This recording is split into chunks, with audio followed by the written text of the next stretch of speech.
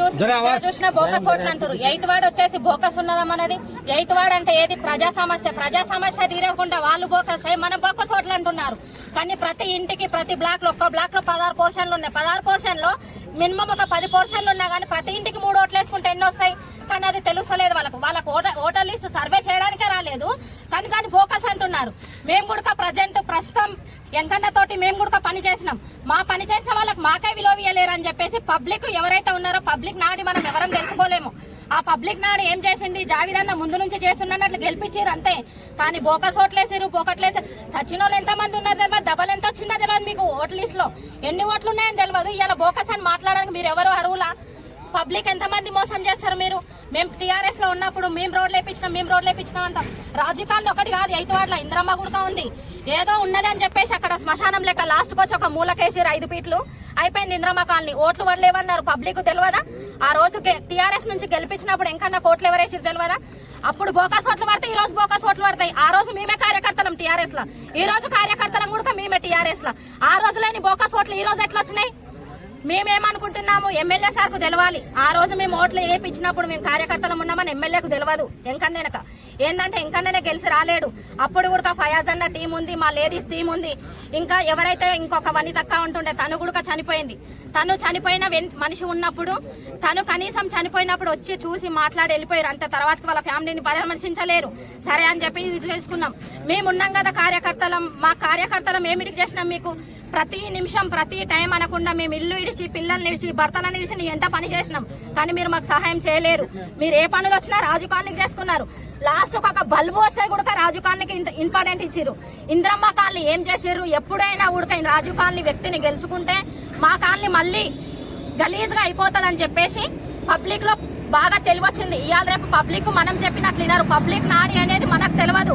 Public ఎలా చేయాలనుకుంటారో అలా చేస్తారు. ఏదో బోకస్ ఓట్లేసి ఒక్కింట్లో 10 ఉన్నాయి, 10 4 వేసిర్రు, 4 6 వేసిర్రు, మిస్ అయింది అనకండి. దయచేసి చెప్తున్నాం.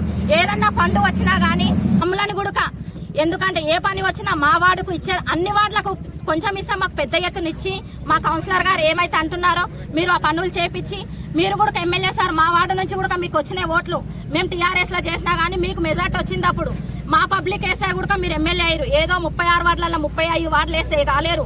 మా వార్డు కూడా పెద్ద ఎత్తున వచ్చింది. ఎప్పుడైతే మేము రోహిత్ అన్నకు గెలిపించుకున్నామో అలానే ఇప్పుడు నీ కార్యకర్తలు నీకు గెలిపించారు. కానీ నడమంతరాలు వచ్చి వీళ్ళు బోకస్ అనుడు మంచిది కాదు. ఎమ్మెల్యే గారు ఏమన్నా ఉంటే కూడా మేము కూడా మీకు మాట్లాడగలుగుతాం. ఎందుకంటే మేము ఆ రోజు గెలిపించినాము, ఆ రోజు చేసినాం. ఇప్పుడు మేము గెలిపించలేకుండా మేము టీఆర్ఎస్ లో ఉండొచ్చు. కానీ పబ్లిక్ ఉన్నది కదా, పబ్లిక్ వేస్తేనే గెలిచినావు కదా. పబ్లిక్ లేదైతే కాదు కదా. ఏ ఫండ్ వచ్చినా కూడా మాకు డబుల్ ఫండ్ గా ఇచ్చి మా కాలనీ కూడా కొంచెం డెవలప్ చేసి ప్రతి ఒక్కరికి ఎమ్మెల్యే గారు గాని మన నీరజ బాలరెడ్డి అక్క గారు ఉన్నారు, అక్క గారి కూడా నమస్కారం చేసి చెప్తున్నాము. మా వార్డుని కొంచెం దయ చూడండి. ఊకనే బోకస్ అనకండి. బోకస్ అంటే మేము బోకస్లం లేము. మేమేమి బోకస్ చేయనిక లేము. ఇంట్లో ఎన్ని ఓట్లున్నాయి మేము కూడా చెప్పగలుగుతాము. ఆ ఓట్లున్న లీస్ట్ కొడుకుంది. మీ నుండి కూర్చురు, మా నుండి కూర్చురు. ఎన్ని ఓట్లున్నాయి మీరు చెక్ చేసుకోండి, ప్రూఫ్ చేయండి. బోకస్ వస్తాయి. బోకస్ ఇచ్చిన అంటున్నారు కదా, చేసి చూపియండి. మా కౌన్సిలర్ సార్ ఏదైతే అన్నారో అన్న జావిద్ అన్న ఏదైతే అన్నాడో అది కూడా చేయడానికి సిద్ధంగా ఉన్నారు. అట్లేం లేదు. ఎందుకంటే వేసినప్పుడు కదా భయపడాల్సింది. పబ్లిక్ నాడీలా మనం ఎవరం చెప్పలేం కదా.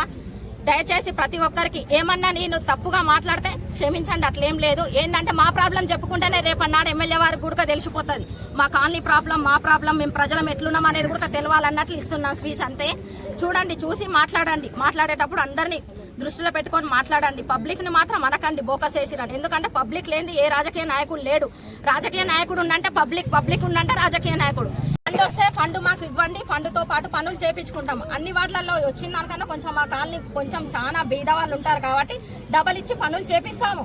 మేము ఆయన గెలవక ముందు 7 సంవత్సరాల ముందు నుంచి అయితే ఏదైనా చిన్న పనులు చేస్తున్నాడు. ఆ పనులను తప్పించి మిగతా పెద్ద పనులు కావాలంటే ఎమ్మెల్యే గారు కానీ మన చైర్మన్, వైస్ చైర్మన్ గారు కానీ వాళ్ళు సహకరిస్తే అన్న రోడ్లు కానీ, మోరీ కానీ, డేనిష్ కానీ ఏదైనా ఈడ బడి కూడా కరెక్ట్ లేదు స్కూల్.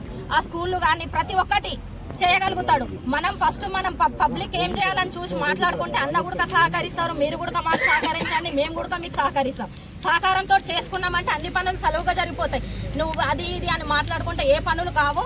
కొట్లాడుకునే దానికన్నా మనం ప్రశాంతంగా చేసుకుంటే పనులు అయితే పబ్లిక్ కూడా నమ్ముతారు.